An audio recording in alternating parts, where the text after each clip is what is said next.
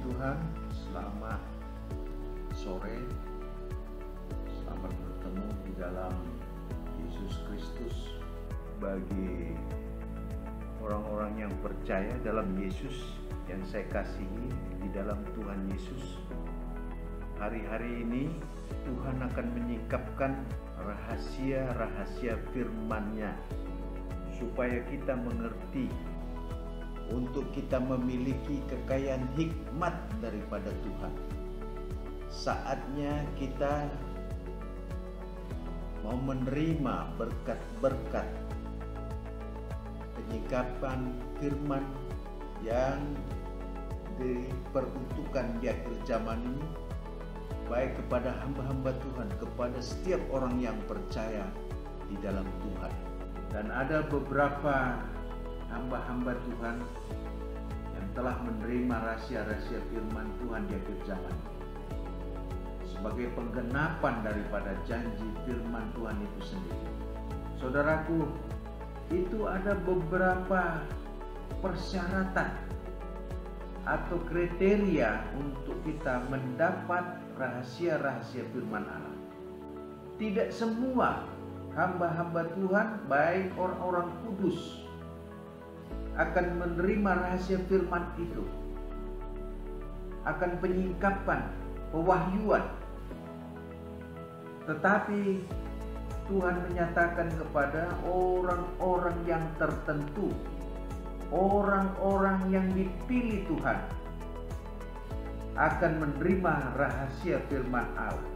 Maka itu saudaraku yang saya kasih dalam Tuhan, marilah kita berusaha untuk mendapatkan rahasia firman Tuhan itu.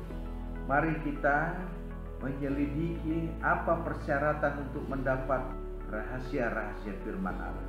Yang pertama, mereka harus bergaul karib.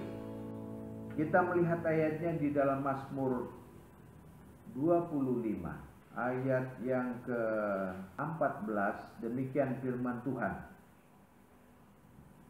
Tuhan bergaul karib dengan orang yang takut akan Dia, dan perjanjiannya diberitahukannya kepada mereka.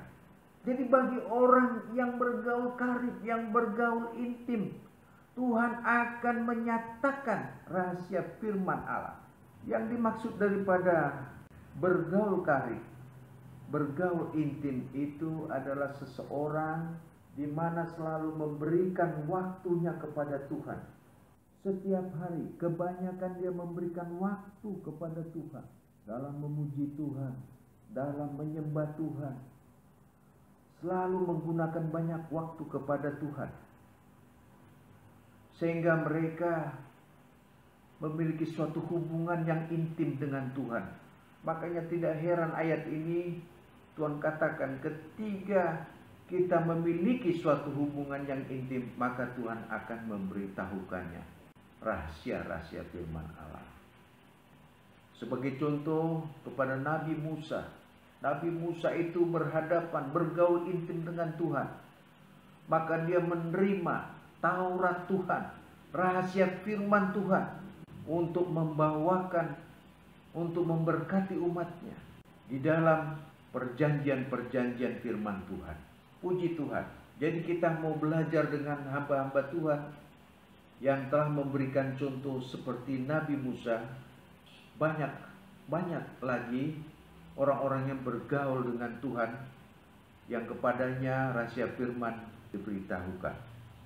Yang kedua, hamba Tuhan harus bertekun di dalam doa, maka Tuhan akan menyingkapkan rahasianya. Di dalam Yeremia pasal 33 ayat yang ketiga, Tuhan katakan demikian. Ayat yang kedua sampai yang ketiga. Beginilah firman Tuhan yang telah menjadikan bumi dengan membentuknya dan menegakkannya. Tuhan ialah namanya. Berserulah kepadaku, maka aku akan menjawab engkau dan akan memberitahukan kepadamu hal-hal yang besar yang tidak terpahami, yakni hal-hal yang tidak kau ketahui. Tuhan katakan syaratnya yang kedua, Kita harus berdoa, tekun dalam doa. Saya percaya orang-orang yang suka berdoa, kepada mereka lah rahasia diberikan. Jadi bukan sekedar kita meminta permintaan atau permohonan kepada Tuhan, tetapi janji Tuhan, jikalau engkau tekun berdoa, maka Tuhan akan menyingkapkan rahasia-rahasia firman-Nya. Kita kenal di dalam Alkitab Daniel, bahwa Daniel itu adalah manusia pendoa. 3 kali sehari dia berdoa. Makanya tidak heran Tuhan menyingkapkan rahasia kepadanya. Dia adalah manusia yang berdoa, yang selalu meminta rahasia-rahasia firman Tuhan. Jadi kita belajar kepada hamba Tuhan, tokoh pendoa, kepadanya disingkapkan.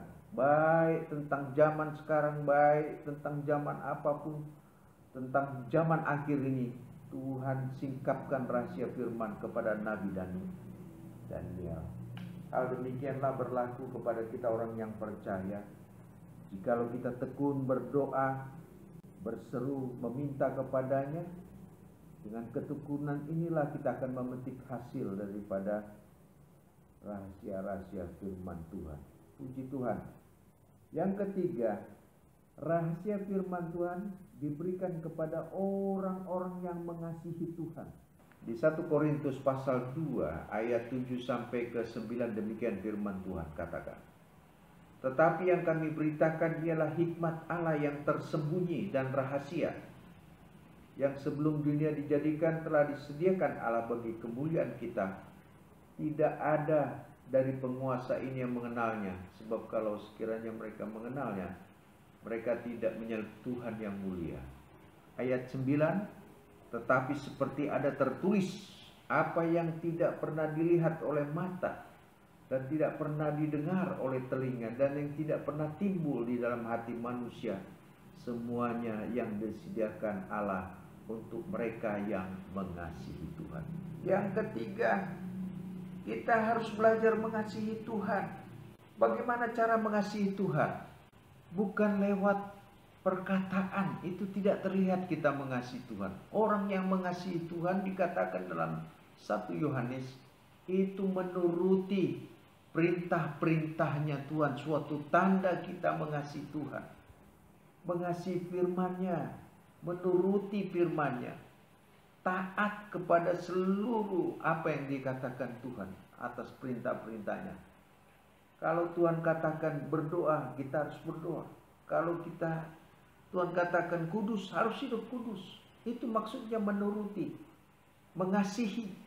Kalau kita hidup benar, Tuhan kata kita harus belajar hidup benar. Itu yang dikatakan mengasihi Tuhan, menuruti seluruh perintah-perintah Tuhan. Maka Paulus katakan ada rahasia disediakan bagi orang yang mengasihi Tuhan. Dan tidak banyak rahasia firman Tuhan diberitahu kepada sembarangan orang, hamba Tuhan, baik orang kudus, orang percaya, tetapi diperuntukkan kepada orang yang mengasihi Tuhan dengan segenap hati. Yang keempat, bagaimana kita menerima rahasia firman Tuhan? Dikatakan di dalam 1 Korintus pasal yang keempat ayat 1 sampai yang kedua, demikian firman Tuhan. Demikianlah hendaknya orang memandang kami sebagai hamba-hamba Kristus yang kepadanya dipercayakan rahasia Allah, yang akhirnya dituntut dari pelayan-pelayan yang demikian ialah bahwa mereka ternyata dapat dipercayai. Bagiku sedikit sekali, artinya entah aku dihakimi oleh kamu atau oleh sesuatu pengadilan manusia, malahan diriku sendiri pun tidak kuhakimi. Di sini dikatakan bahwa dituntut orang yang percaya, hamba Tuhan itu mereka dapat dipercaya. Dipercaya dalam pelayanan, dipercaya dalam berkat, dipercaya dalam karunia, dipercaya. Hamba Tuhan itu sebatas dipercaya. Tuhan katakan bahwa dalam perkara kecil saja tidak bisa dipercaya. Bagaimana kita dipercaya tentang rahasia, tentang berkat, tentang kuasa yang besar? Jadi kita belajar supaya kita dipercaya Tuhan. Sebagai hamba Tuhan, sebagai orang yang percaya itu hanya sebatas dipercaya. Di dalam Yohanes Tuhan katakan banyak orang yang percaya. Banyak orang percaya kepada Yesus, tapi Yesus nggak percaya kepada dia. Ya, banyak. Banyak orang yang berseru-seru Tuhan, Tuhan katakan. Tapi Tuhan nggak percaya kepada mereka. Kalau saudara masih dipercaya pada saat ini, kita harus pertahankan kepercayaan Tuhan. Sebagaimana dia kehendaki. Kalau kita dipercaya sebagai pelayan, sebagai orang yang percaya, orang-orang kudusnya, dalam perkara kecil, maka Tuhan akan menyingkapkan rahasia firman-Nya. Yang kelima, orang percaya harus belajar dalam menyangkal diri, berpuasa, ya, untuk mendapat rahasia firman Tuhan, kita harus belajar berpuasa. Banyak hamba Tuhan telah memberikan contoh dalam firman-Nya. Ketika Yesus berpuasa, ketika Nabi Musa berpuasa, ketika Nabi Elia berpuasa, mereka mendapat rahasia firman Tuhan. Itu pasti karena mereka seolah-olah membeli dengan puasa itu rahasia. Seolah-olah membeli sehingga mereka mendapat rahasia firman Tuhan. Sama hal dengan Yohanes. Yohanes itu berpuasa di Pulau Patmos menantikan penyingkapan rahasia firman Tuhan. Sehingga tidak heran dia mendapat penyingkapan tentang wahyu. Karena mereka menderita, berpuasa untuk menantikan, untuk mendapat penyingkapan firman Tuhan.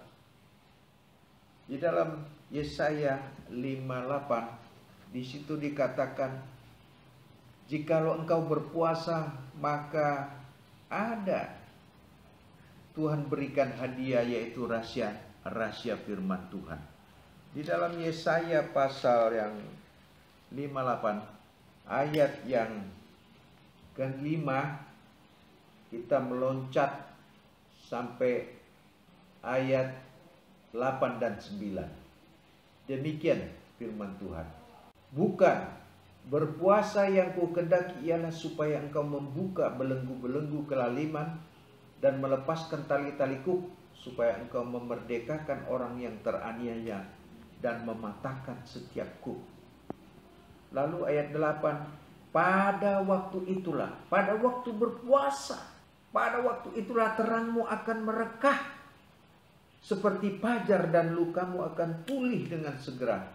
Kebenaran menjadi barisan depanmu dan kemuliaan Tuhan barisan belakangmu. Pada waktu itulah engkau akan memanggil dan Tuhan akan menjawab. Engkau akan berteriak minta tolong. Ia akan berkata, ini aku. Dalam pengertian bahwa Tuhan akan mengatakan, inilah aku. Akan memberikan jawaban. Apa yang kau perlu. Kau meminta suatu rahasia firman, Tuhan akan memberi. Jikalau engkau berpuasa sesuai dengan kehendak Tuhan. Yang keenam, Tuhan katakan untuk mendapat rahasia firman Tuhan, kita harus banyak merenungkan firman, membaca firman, merenungkannya siang dan malam. Sebagaimana Tuhan firmankan di dalam kitab Yosua pasal 1 ayat 8. Renungkanlah firman itu siang dan malam. Dan hal itu juga sama di dalam Mazmur.